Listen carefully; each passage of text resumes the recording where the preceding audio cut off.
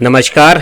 Engineering विषयों में रुचि बनाने और विषय समझ को मजबूत बनाने के लिए शुरू किए गए श्रीदेवी क्लासेस यूट्यूब चैनल पर एक बार फिर आपका स्वागत है। हमारी प्लेलिस्ट बेसिक इलेक्ट्रिकल इंजीनियरिंग में 3 फेज अल्टरनेटिंग करंट सर्किट्स को जानते हुए आज समझते हैं स्टार कनेक्शंस के बारे में और देखते हैं बैलेंस्ड और अनबैलेंस्ड दोनों कंडीशंस में स्टार कनेक्शन किस तरह से काम करता है। लाइन और फेज की जो क्वांटिटीज हैं हमारी करंट और वोल्टेजेस, उनमें क्या रिलेशंस हैं और स्टार कनेक्शन का कहां हम प्रैक्टिकली इस्तेमाल कर रहे हैं। इस लर्निंग वीडियो के नोट्स एक पीपीटी के रूप में डिस्क्रिप्शन लिंक में दिए हुए हैं, जहां से आप इन्हें अपनी स्टडीज में इस्तेमाल कर सकते हैं। शुरू करते हैं। एक 3 फेज सप्लाई सिस्टम जैसा यहाँ लाल, पीला और नीली तरंग रूप में 3 वोल्टेजेस दी हुई हैं। In red, yellow, blue voltages के टाइम वेरिएशन का कॉम्बिनेशन है, अर्थात 3 सिंगल फेज सप्लाईज का कॉम्बिनेशन एक 3 फेज सप्लाई हो गई है। इन तीनों वोल्टेजेस के मैग्नीट्यूड और फ्रीक्वेंसी एक समान है, लेकिन इनके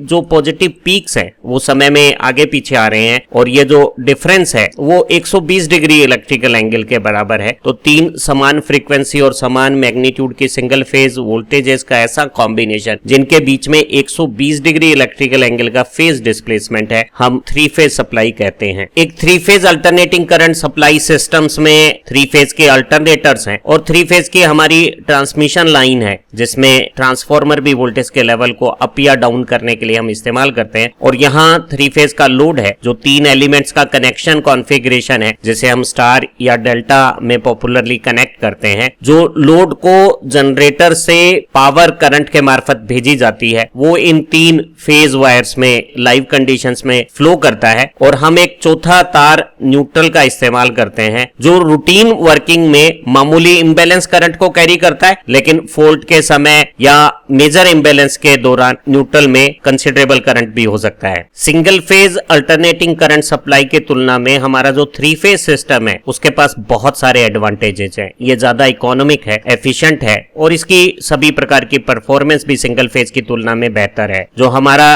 3 फेज 3 वायर पावर ट्रांसमिशन है, ट्रांसमिशन लाइन या अंडरग्राउंड केबल के थ्रू, वो बहुत ज्यादा इकोनॉमिक, एफिशिएंट और वोल्टेज रेगुलेशन और लॉसेस की परफॉर्मेंस के लिहाज से बेहतर है सिंगल फेज किसी भी सिस्टम की तुलना में। जो 3 फेज में हमारी इंस्टेंटेनियस पावर है, तीनों फेज का टोटल समेशन जो इंस्टेंटेनियस पावर का बनता है वो कांस्टेंट और यूनिफॉर्म रहता है और वो किसी भी हैवी पावर लोड में बहुत सुटेबल है, बिना किसी वाइब्रेशन और नॉइज के ऑपरेशंस को मैनेज करने में। ध्यान रहे, सिंगल फेज सिस्टम्स में जो पावर है उसमें पल्सेशंस और फ्लक्चुएशंस आते हैं जो हमारी ऑपरेशंस में वाइब्रेशन और नॉइज के कारण हो सकते हैं। एक सिंगल फेज इंडक्शन मोटर की तुलना में 3 फेज इंडक्शन मोटर का आकार छोटा है, वजन कम है और लागत भी कम है। इंडक्शन मोटर अगर 3 फेज वर्जन में है तो सिंगल फेज की तुलना में वो ज्यादा टॉर्क बनाएगी, ज्यादा बेहतर पावर फैक्टर रखेगी, उसकी एफिशिएंसियां भी सिंगल फेज मोटर की तुलना में ज्यादा होंगी। जो 3 फेज अल्टरनेटर्स हैं उनका पैरेलल ऑपरेशन ज्यादा सरल है और वो स्टेबल है। सिंक्रोनाइजिंग पावर की मदद से लोड के फ्लक्चुएशंस के दौरान भी हमारे सिस्टम्स में स्टेबिलिटी मेंटेन रहती है। एक सिंगल फेज सिस्टम की तुलना में 3 फेज सिस्टम ज्यादा कैपेबल है, वो ज्यादा वर्सेटाइल है, उसमें बहुत सारी तरह की एप्लीकेशन यूटिलाइजेशन हम कर सकते हैं और इसकी सिंगल फेज की तुलना में रिलायबिलिटी भी ज्यादा है। एक 3 फेज सप्लाई सिस्टम में 3 सेम मैग्नीट्यूड और सेम फ्रीक्वेंसी की जो वोल्टेजेस होती हैं उनमें 120 डिग्री का फेज डिफरेंस है। जैसे यहाँ रेड अपना इंस्टेंटेनियस पॉजिटिव पीक मैग्नीट्यूड समय में पहले प्राप्त कर रही है, उसके बाद येलो जो मेरा बी फेज है वो अपना इंस्टेंटेनियस पॉजिटिव पीक पा रहा है और फिर ब्लू का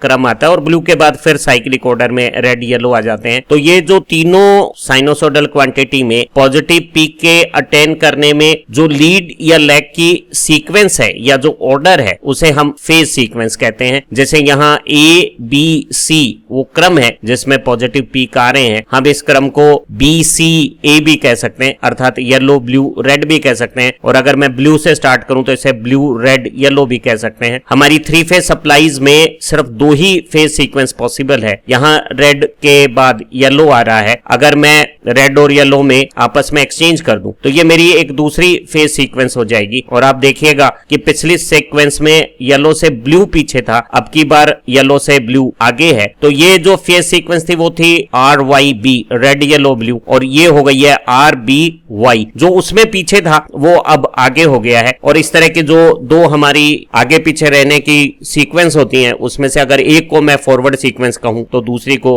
रिवर्स सीक्वेंस कह सकते हैं। अगर एक को पॉजिटिव सीक्वेंस कहें तो दूसरी को उसके कंपैरिजन में नेगेटिव फेज सीक्वेंस कह सकते हैं। मैथमेटिकल एनालिसिस के लिए साइनोसॉइडल क्वांटिटी के अल्टरनेटिंग इंस्टेंटेनियस मैग्नीट्यूड को हम रोटेटिंग वेक्टर या फेजर से रिप्रेजेंट करते हैं, और जो फेजर रोटेशन के दौरान एंटी क्लॉकवाइज डायरेक्शन में होता है वो फेज में लीडिंग कहलाता है और क्लॉकवाइज लैगिंग कहलाता है। तो अगर हमारी phase sequence red yellow blue है तो रेड फेज येलो से एंटी क्लॉकवाइज है 120 डिग्री, और जो ब्लू फेज है वो येलो से क्लॉकवाइज 120 डिग्री है। तो यहाँ फेज सीक्वेंस हो गई RYB। अगर मैं फेज सीक्वेंस को रिवर्स करता हूं और रिवर्सल के लिए मुझे किन्हीं भी दो लाइन सप्लाईज को आपस में इंटरचेंज कर देना है, तो अगर मैं येलो और ब्लू को आपस में इंटरचेंज कर देता हूं तो मैं पाता हूं कि फेज सीक्वेंस बिल्कुल रिवर्स हो जाएगी। और अब येलो रेड से पहले पीछे था, अब वो एंटी क्लॉकवाइज आगे है। फेज सीक्वेंस रिवर्स करने के लिए हमें किन्हीं भी दो जो सप्लाई लाइन वायर्स हैं इन्हें आपस में इंटरचेंज या एक्सचेंज कर देना चाहिए। थ्री फेज सप्लाईज में जब हम अल्टरनेटर या ट्रांसफार्मर के पैरेलल ऑपरेशन करते हैं तो हमें फेज सीक्वेंस की नॉलेज होना बहुत जरूरी है। अगर हम गलत रिवर्स फेज सीक्वेंस में दो अल्टरनेटिंग थ्री फेज सिस्टम्स को इंटरकनेक्ट कर देंगे तो वो दोनों के बीच में एक डेड शॉर्ट सर्किट बना देगा, और ऐसी कंडीशंस में हमारी इंस्टॉलेशंस और इक्विपमेंट्स हैं उनमें एक हैवी डैमेज हो सकता है। इसलिए पैरेलल ऑपरेशंस चाहे अल्टरनेटर का हो या ट्रांसफार्मर के पैरेलल कनेक्शंस हो, हमें फेज सीक्वेंस का ध्यान रखना जरूरी है। ये बिल्कुल वैसे ही हो गई जैसे डीसी सिस्टम में पोलैरिटी होती है। जो हमारी थ्री फेज इंडक्शन मोटर है उसमें direction of rotation phase sequence पे डिपेंड करती है, और अगर हम किन्हीं भी दो लाइन तार को आपस में इंटरचेंज कर देंगे तो फेज सीक्वेंस रिवर्स होने से हमारी थ्री फेज इंडक्शन मोटर की डायरेक्शन ऑफ रोटेशन रिवर्स हो जाएगी। थ्री फेज सप्लाई की पावर को हम दो तरीके से भेज सकते हैं। एक में हम सिर्फ 3 तारों का इस्तेमाल करते हैं और इसे थ्री फेज 3 वायर सिस्टम कहते हैं, और एक में हम चौथा न्यूट्रल वायर का भी इस्तेमाल करते हैं। चाहे हमारा येलो हाईलाइट में आया हुआ थ्री फेज 3 वायर सिस्टम हो या यहाँ पूरे येलो हाईलाइट में थ्री फेज 4 वायर सिस्टम दिखाया है, इनमें अगर किन्हीं भी दो लाइनों के बीच में जैसे ए और बी के बीच में ये वोल्टेज VAB, या बी और सी के बीच में ये वोल्टेज VBC, या ए और सी के बीच में वोल्टेज ये VCA अगर सेम मैग्नीट्यूड की हो और आपस में 120 डिग्री का एग्जैक्ट फेज डिफरेंस रखती हो, तो ऐसा हमारा सिस्टम चाहे वो थ्री फेज 3 वायर सिस्टम हो या थ्री फेज 4 वायर सिस्टम हो, वो supply system balanced three phase supply कहलाएगी। हम बैलेंस थ्री फेज सप्लाई में किसी एक सप्लाई को रेफरेंस फेजर बना लेते हैं, उसका फेज एंगल अगर 0 बना लेते हैं, जैसे ए और बी के बीच की ये जो दो फेज वायर के बीच की वोल्टेज है जिसे हम बाद में लाइन वोल्टेज भी बोलेंगे, उसे अगर हम रेफरेंस बना लेते हैं तो जो दूसरी इसी तरह की हमारी लाइन वोल्टेजेज हैं उनके मैग्नीट्यूड इस लाइन वोल्टेज के मैग्नीट्यूड के बराबर ही होंगे, लेकिन इनमें आपस में म्यूचुअली 120 डिग्री का फेज डिस्प्लेसमेंट होगा जैसा कि यहाँ फेजर डायग्राम में दिखाया हुआ है। तो तीनों लाइन वोल्टेज के मैग्नीट्यूड सेम हो और तीनों में म्यूचुअल 120 डिग्री का फेज डिस्प्लेसमेंट हो, तो ऐसा सप्लाई सिस्टम चाहे वो थ्री फेज 3 वायर हो या 4 वायर हो, एक बैलेंस्ड थ्री फेज सप्लाई कहलाएगी। अगर हमारा supply network three phase 4 wire system है तो हम सुटेबल पोजीशंस पर इस न्यूट्रल पॉइंट को ग्राउंड या अर्थ कर देते हैं, और न्यूट्रल जो ग्राउंडेड है, जीरो पोटेंशियल रेफरेंस पे है, उसकी कंपैरिजन में इन अलग अलग फेज वायर की जो वोल्टेजेस हैं उनके मैग्नीट्यूड भी ग्राउंड के रेस्पेक्ट में ए का मैग्नीट्यूड ग्राउंड के रेस्पेक्ट में या न्यूट्रल के रेस्पेक्ट में बी का, और न्यूट्रल के रेस्पेक्ट में सी का ये जो मैग्नीट्यूड है, ए बी और सी का ये मैग्नीट्यूड अगर समान रहे और इन सब की सेम फ्रीक्वेंसी हो और आपस में 120 डिग्री का फेज डिफरेंस हो जैसा कि यहाँ फेजर डायग्राम में हमने शो किया हुआ है, तो ऐसा सिस्टम भी बैलेंस सप्लाई सिस्टम कहलाएगा। तो एक बैलेंस सप्लाई सिस्टम में अगर वो थ्री फेज 4 वायर सिस्टम है तो न्यूट्रल और किसी भी फेज वायर के बीच में वोल्टेज या दो फेज वायर के बीच में लाइन वोल्टेज का मैग्नीट्यूड आपस में बराबर होगा, और सभी लाइन वोल्टेज में भी 120 डिग्री का फेज डिफरेंस होगा और सभी फेज वोल्टेजेस में भी 120 डिग्री का फेज डिफरेंस होगा। एक three phase supply system unbalance कहलाएगा अगर तीनों लाइन वोल्टेजेस या तीनों न्यूट्रल के साथ फेज वोल्टेज, अगर हमारा सिस्टम थ्री फेज 4 वायर हो तो इनके आपस में मैग्नीट्यूड डिफरेंट हो सकते हैं। जैसे एक लाइन और न्यूट्रल के बीच में अगर वोल्टेज फेज वोल्टेज 230 वोल्ट है, दूसरे में 245 वोल्ट है और तीसरे में 220 वोल्ट है, तीनों के मैग्नीट्यूड में डिफरेंस है, तो ऐसा सिस्टम जिनमें तीनों वोल्टेजेस के मैग्नीट्यूड एक समान नहीं है उसे हम अनबैलेंस सिस्टम कहेंगे। इनके बीच में जो रिलेटिव फेज डिफरेंस है वो भी एग्जैक्ट 120 डिग्री नहीं रहता। फेजर डायग्राम में देखेंगे तो ये जो लेंथ है वो वोल्टेज के मैग्नीट्यूड को रिप्रेजेंट कर रही है और वो बता रही है कि तीनों के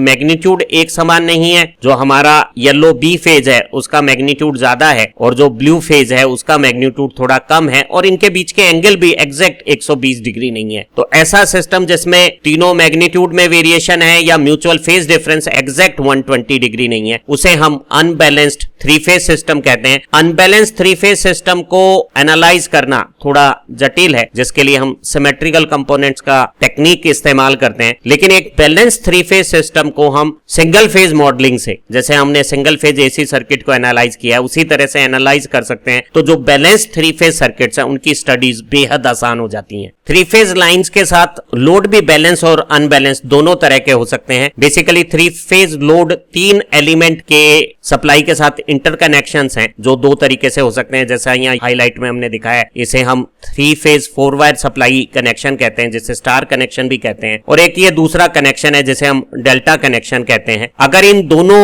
स्टार और डेल्टा कनेक्शन में तीनों जो एलिमेंट्स हैं वो सिमेट्रिकल हो, तीनों के इंपीडेंस मैग्नीट्यूड एक समान हो और इंपीडेंस एंगल भी एक समान हो, तो ऐसे कंडीशंस में अगर हम यहाँ बैलेंस सप्लाई वोल्टेज अप्लाई करेंगे तो इनमें बैलेंस्ड करंट रहेगा। और अगर तीनों लाइनों में बैलेंस करंट रहेगा तो आप देखेंगे कि इस चौथे न्यूट्रल वायर में करंट 0 हो जाएगा। और ऐसी कंडीशन में हम इस चौथे वायर का अगर इस्तेमाल भी नहीं करें तो सर्किट की वर्किंग पे कोई फर्क नहीं पड़ेगा। तो जब हमारे लोड बैलेंस्ड होते हैं तो हम बिना न्यूट्रल के थ्री फेज 3 वायर से इस तरह से डेल्टा कनेक्शन करके भी इलेक्ट्रिक लोड का इस्तेमाल कर सकते हैं। लेकिन अगर तीनों लोड बैलेंस नहीं है तो आप पाएंगे कि यहाँ सप्लाई बैलेंस्ड है, तीनों वोल्टेजेस के मैग्नीट्यूड एक समान है, म्यूचुअल फेज डिफरेंस भी एग्जैक्ट 120 है। लेकिन अगर तीनों लाइनों में ये जो लोड है इनके मैग्नीट्यूड या इंपीडेंस एंगल में डिफरेंस है तो ऐसा लोड पूरे सर्किट में इंबैलेंस बना देगा। और इंबैलेंस की कंडीशन में इस न्यूट्रल में करंट फ्लो होगा या इन लोड के इस लोकल शॉर्ट सर्किट लूप में, जिसे मैं मैश कहता हूं डेल्टा मैश, उसमें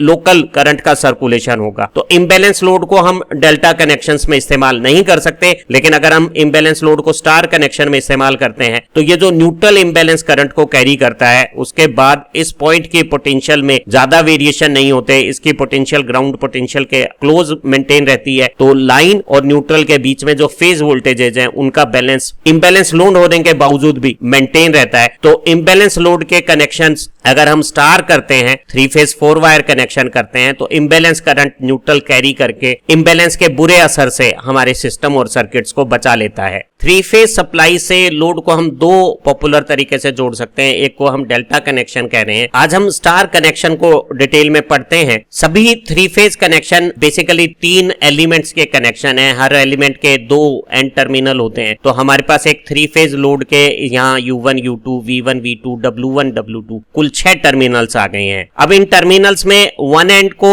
मैं आपस में सिमेट्रिकल स्टार्ट एंड बोलूं और ये जो 2 टर्मिनल्स हैं इन्हें सिमेट्रिकली अगर मैं एंड टर्मिनल कहूं तो मैं सभी स्टार्ट टर्मिनल्स को आपस में कनेक्ट कर सकता हूं या एंड टर्मिनल को मैं आपस में कनेक्ट कर सकता हूं। अगर मैं तीनों एंड टर्मिनल को आपस में शॉर्ट कर देता हूं और यहां बाकी तीनों टर्मिनल्स पे तीनों सप्लाई के कनेक्शन देता हूं, ये जो रूप आया है कनेक्शन का इसे हम स्टार कनेक्शन कहते हैं। और जो शॉर्ट पॉइंट है इसे हम स्टार पॉइंट या न्यूट्रल पॉइंट कहते हैं। स्टार पॉइंट के अलावा जो हमारे तीनों एलिमेंट के दूसरे टर्मिनल्स थे U1 V1 और W1, उन्हें रेस्पेक्टिवली हम रेड येलो ब्लू जो हमारी थ्री फेज सप्लाई लाइंस हैं, वायर्स हैं, उनसे जोड़ सकते हैं। और जो स्टार पॉइंट है या न्यूट्रल पॉइंट है उसे हम एक चौथे तार से कनेक्शन दे सकते हैं। इस तरह से स्टार कनेक्शन को हम थ्री फेज 4 वायर कनेक्शंस भी कहते हैं। हम इस तरह के थ्री फेज 4 वायर कनेक्शंस को अगर एक दूसरे पिक्चर में दिखाएं, मैं एंड पॉइंट की बजाय स्टार्ट पॉइंट को आपस में अगर इंटरकनेक्ट शॉर्ट करके न्यूट्रल या स्टार पॉइंट बनाऊं और जो दूसरे मेरे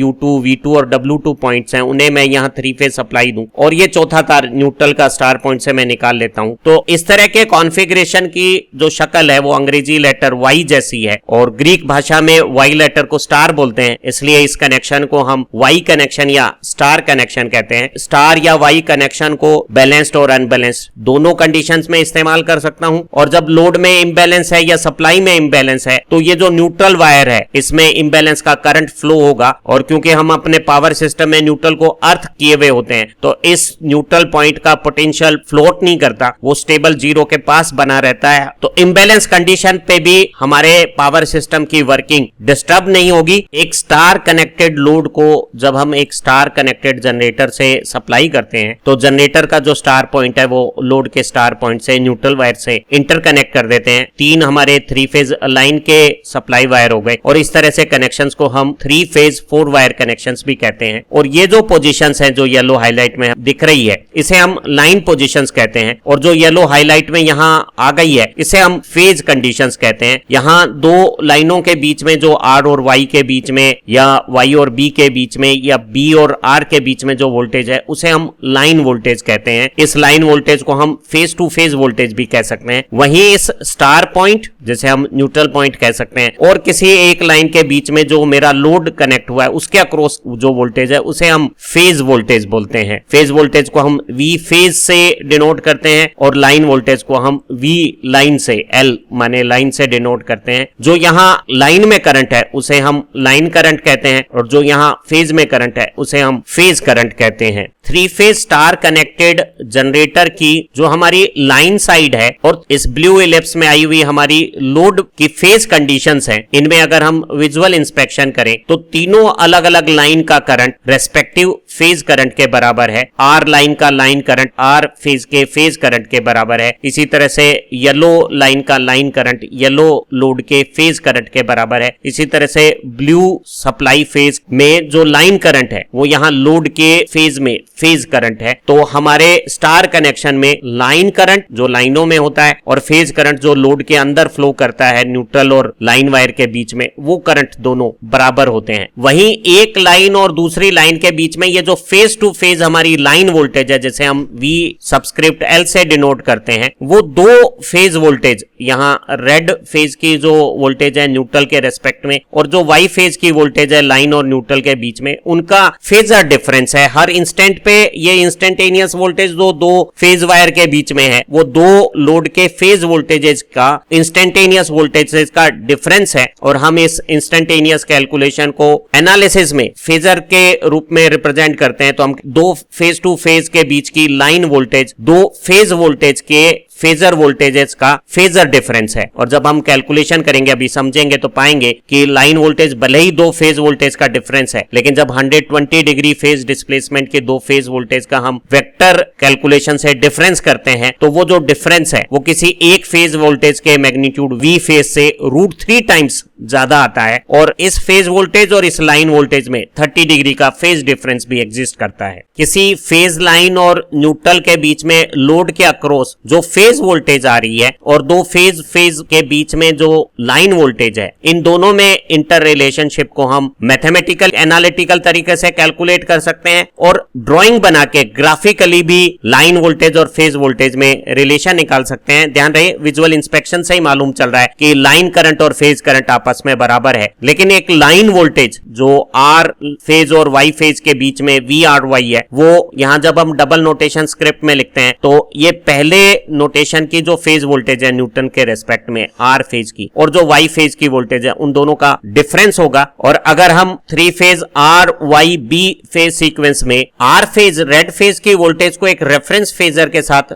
0 एंगल का ले लें और उसे हॉरिजॉन्टल लाइन पे ड्रॉ करें और phase sequence R Y B है तो आर से लैग करता हुआ वाई फेज की फेज वोल्टेज हो जाएगी सेम मैग्नीट्यूड की और इससे 120 डिग्री लैग करता हुआ और आर से 120 डिग्री लीड करता हुआ हमारा बी फेज हो जाएगा। और जब हम आर और वाई फेज में डिफरेंस करेंगे तो वाई को उल्टा करके हम आर से जब जोड़ेंगे और ये पैरेललोग्राम बनाएंगे तो जो डायगोनल है विकर्ण है हमारा वो पैरेललोग्राम ऑफ फोर्सेस प्रिंसिपल से हो जाएगा। पहले आर फेज के फेज वोल्टेज मैग्नीट्यूड का स्क्वायर, दूसरे वाई फेज के फेज वोल्टेज के मैग्नीट्यूड का स्क्वायर और दोनों के मल्टीप्लीकेशन को डबल करके और दोनों जो वाई को मैंने उल्टा किया है और आर की जो ओरिजिनल डायरेक्शन है आर और वाई में 120 डिग्री का एंगल है, जब मैं वाई को उल्टा करूंगा करूंगा तो ये एंगल 60 डिग्री आएगा। तो दोनों के बीच का कोसाइन यहाँ फॉर्मूले में आ जाएगा। cos 60 की वैल्यू हाफ होती है, 2 से हाफ का मल्टीप्लीकेशन 1 हो जाएगा। और आर, वाई और बी तीनों फेज की बैलेंस सिस्टम में फेज वोल्टेज सेम है, तो वो अगर वी फेज है तो यहाँ 3 बार वी फेज का स्क्वायर 3v फेज स्क्वायर हो गया है, वी लाइन का स्क्वायर। इस वोल्टेज को जो आर फेज और वाई फेज के बीच में phase two phase voltage I है, जिसे मैं लाइन वोल्टेज कह रहा हूं, वो लाइन वोल्टेज स्क्वायर रूट करने पे फेज वोल्टेज की √3 टाइम्स हो गई है। और आप देखिए ये दोनों वेक्टर इक्वल मैग्नीट्यूड के हैं, तो सिमेट्री से जो रिजल्टेंट है वो बिल्कुल मिडवे 30 डिग्री लीड करता हुआ होगा। तो मैं कह सकता हूं कि मेरी जो लाइन वोल्टेज है वो हमेशा फेज वोल्टेज से √3 टाइम्स आती है, और लाइन वोल्टेज और फेज वोल्टेज में एक 30 डिग्री का फेज डिफरेंस है। लाइन वोल्टेज और फेज वोल्टेज के बीच में रिलेशन हम मैथमेटिकल एनालिसिस से भी निकाल सकते हैं। अगर हम रेड फेज की इंस्टेंटेनियस वोल्टेज को एक Vm sin omega T reference sinusoidal wave बना लेते हैं, t0 पे इंस्टेंटेनियस मैग्नीट्यूड 0 के साथ इसे 0 फेज पोजीशन का फेजर बना देते हैं, हॉरिजॉन्टल रेफरेंस पे इंडिकेट करते हैं। तो R Y B phase sequence में वाई वोल्टेज आर से 120 डिग्री लैग करती हुई फेजर नोटेशन में -120 डिग्री एंगल के साथ सेम मैग्नीट्यूड के साथ लिखी जा सकती है। और बी फेज जो आर से 120 और 120 240 पीछे है, वो इनफैक्ट 120 आगे आप देखिए एंटी क्लॉकवाइज है, उसे हम इस तरह से इंडिकेट कर सकते हैं। और अब हम कह सकते हैं कि आर और वाई के बीच में जो लाइन वोल्टेज है वो आर की फेज वोल्टेज और वाई की फेज वोल्टेज का डिफरेंस है। और डिफरेंस करने के लिए जब हम ये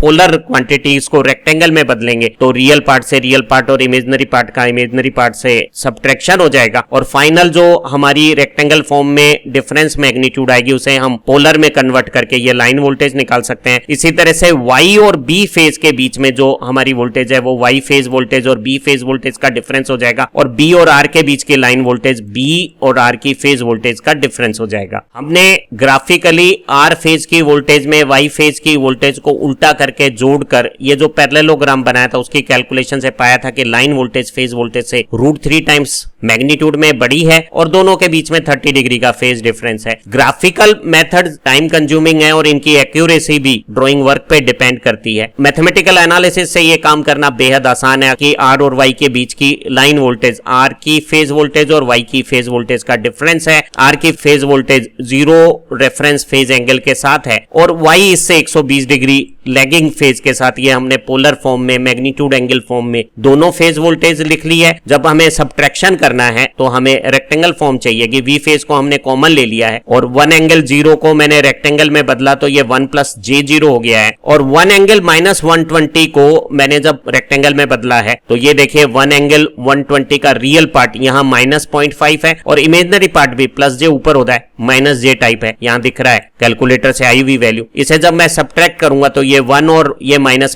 प्लस 0.5 1.5 हो जाएगा, ये माइनस और माइनस प्लस 0.866 हो जाएगा। तो मेरा जो रिजल्टेंट लाइन वोल्टेज फेजर आ रहा है उसका रियल पार्ट 1.5 है। आप देखिए इस काली लाइन का हॉरिजॉन्टल कंपोनेंट फेज वोल्टेज का 1.5 टाइम्स है और vertical component +j type 0.866 times phase voltage magnitude है। और जब मैं इसे पोलर में बदलूंगा तो मेरा मैग्नीट्यूड √3 टाइम्स फेज वोल्टेज आ जाएगा। और किसी एक फेज वोल्टेज से ये देखिए लाइन वोल्टेज 30 लीड करती हुई आ गई है। अगर मैं यहाँ उल्टी फेज सीक्वेंस के साथ काम करता और वाई आर से पीछे न रह के आगे होता और ये एंगल +120 होता तो मैं पाता कि ये एंगल -30 आ जाता और उस केस में मेरी लाइन वोल्टेज फेज वोल्टेज से 30 लैग करती। तो हम पाते हैं कि हमारी लाइन वोल्टेज का मैग्नीट्यूड जो दो फेज वोल्टेज की डिफरेंस से आया है वो फेज वोल्टेज के मैग्नीट्यूड से √3 टाइम्स है और लाइन वोल्टेज और फेज वोल्टेज के बीच में स्टार कनेक्शंस में 30 डिग्री का फेज डिफरेंस है। हमने आर और वाई के बीच की लाइन वोल्टेज फेज वोल्टेज से √3 टाइम्स और आर फेज से 30 डिग्री लीड करती हुई ग्राफिकल और मैथमेटिकल एनालिसिस से प्राप्त कर ली थी। वाई और बी की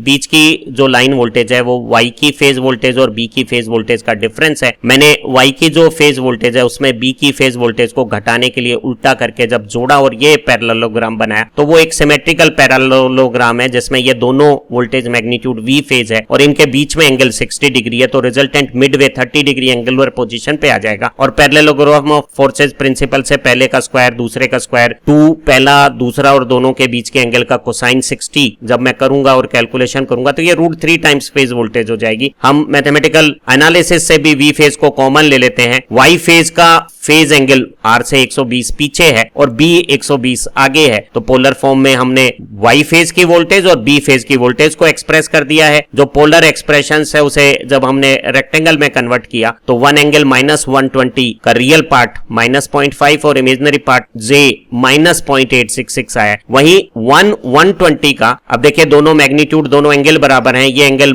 नेगेटिव है, ये पॉजिटिव है, तो दोनों रियल और इमेजिनरी पार्ट के मैग्नीट्यूड बराबर होंगे, बस ये दोनों कॉन्जुगेट हैं तो इनके इमेजिनरी पार्ट के साइन ऑपोजिट हो गए हैं। जब हम ये कैलकुलेशंस करते हैं तो ये -0.5 इस +0.5 से रियल पार्ट 0 हो गया है और इमेजिनरी पार्ट -j1.73 √3 टाइम्स हो गया है वी फेज के। तो हमारी लाइन वोल्टेज फेज वोल्टेज की √3 टाइम्स और उसकी फेज पोजीशन आप अगर इसे पोलर में बदलें तो -90 यहाँ काली रेखा में आई है। और एक बार फिर देखिए लाइन वोल्टेज फेज वोल्टेज से 30 लैग करती हुई पीछे की कंडीशंस पे आ गई है। अगर ये फेज सीक्वेंस रिवर्स होती तो आप पाते कि ये 30 degree line voltage phase voltage से लीड करती हुई भी आ सकती थी। हमारा कंक्लूजन है लाइन वोल्टेज का मैग्नीट्यूड फेज वोल्टेज से √3 टाइम्स ज्यादा है और लाइन वोल्टेज और फेज वोल्टेज में 30 डिग्री का फेज डिफरेंस है। बी और आर के बीच में भी लाइन वोल्टेज, बी की फेज वोल्टेज और आर की फेज वोल्टेज का डिफरेंस हो गया है। बी आर से 120 आगे +120 फेज पोजीशन पे है और आर 0 फेज पोजीशन का हमारा रेफरेंस फेजर है। वी फेज हमने कॉमन ले लिया है। वन एंगल 120 को रेक्टेंगल फॉर्म में हमने बदला -0.5 + j0.866 और वन एंगल 0 1 + j0 हो गया है। अगर हम दोनों रियल पार्ट को जोड़ें तो वो -1.5 है और इमेजिनरी पार्ट इसका तो 0 है और यही टोटल हो गया है। और इसे वापस अगर हम पोलर में बदलें तो ये √3 टाइम्स वी फेज एंगल 150 जो बता रहा है कि जो मेरा बी फेज है उससे ये 30 डिग्री लैग करती हुई मेरी लाइन वोल्टेज आ गई है। पावर सिस्टम में 3 फेज स्टार कनेक्शन कहां इस्तेमाल करते हैं? जो 3 फेज 4 वायर सप्लाई सिस्टम है इसका इस्तेमाल हम एलटी सेकेंडरी डिस्ट्रीब्यूशन में, जहां में दो अलग अलग वोल्टेजेस पे सिंगल फेज और 3 फेज के मिक्स लोड को सप्लाई करना हो वहां इस्तेमाल करते हैं। एक फेज और न्यूट्रल के बीच में वोल्टेज इंडियन पावर सिस्टम में 230 वोल्ट है, वहीं दो फेजेस के बीच में लाइन वोल्टेज 400 वोल्ट हमें अवेलेबल होगी। इस सिस्टम के अलावा हमारा पूरा नेटवर्क, चाहे वो 11 केवी हो, 33 हो या ऊपर 400 केवी हो, सभी 3 फेज 3 वायर सिस्टम है, उनमें न्यूट्रल वायर नहीं है। हम हमारे अल्टरनेटर्स हैं, ट्रांसफार्मर में भी कई जगह पे स्टार कनेक्शंस करते हैं, उन सब में न्यूट्रल का कनेक्शन इस्तेमाल करते हैं और न्यूट्रल को अर्थ करके हम इम्बैलेंस करंट को ग्राउंड में भेज देते हैं। जो हमारी डेल्टा रन इंडक्शन मोटर्स होती हैं उन्हें भी जब हम स्टार्ट करते हैं, बड़ी पावर साइज की मोटर स्टार्टिंग में ज्यादा स्टार्टिंग करंट ना ले, इसलिए हम एक डेल्टा डिजाइंड इंडक्शन मोटर की वाइंडिंग को स्टार्टिंग करते समय स्टार में कनेक्ट कर लेते हैं। इससे हमारी लाइन का जो स्टार्टिंग करंट है वो 1/3 रह जाता है और लाइन में होने वाली वोल्टेज ड्रॉप से हमें जो प्रॉब्लम्स होने वाली थी उनसे बचत हो जाती है। हमारे पावर सिस्टम में जो ट्रांसफॉर्मर है जो 765 को 400 केवी में बदलता है या 400 केवी को 230 केवी में बदलता है या 230 केवी को 132 केवी में बदलता है, वो सब ऑटो ट्रांसफॉर्मर टाइप के ट्रांसफॉर्मर्स हैं। इनमें प्राइमरी और सेकेंडरी में दो अलग अलग वाइंडिंग नहीं है बल्कि एक पोर्शन दोनों में इलेक्ट्रिकली इंटरकनेक्ट रहता है। तो ऐसी वाइंडिंग में हम एचवी और एलवी दोनों में वाइंडिंग का कनेक्शन स्टार स्टार बनाते हैं। उम्मीद है इस इंफॉर्मेटिव वीडियो लेसन से आपको 3 फेज अल्टरनेटिंग सप्लाईज में स्टार कनेक्शन कैसे बनता है, स्टार कनेक्शंस की क्या प्रॉपर्टीज हैं और लाइन और फेज क्वांटिटीज में क्या रिलेशन है, अच्छी तरह से समझ में आ गया होगा। हमारी दूसरी वीडियो की मदद से आप अपनी लर्निंग को और इंप्रूव कर सकते हैं। आप अच्छा पढ़ें, तरक्की करें। Have nice time. फिर मिलते हैं एक नई वीडियो के साथ।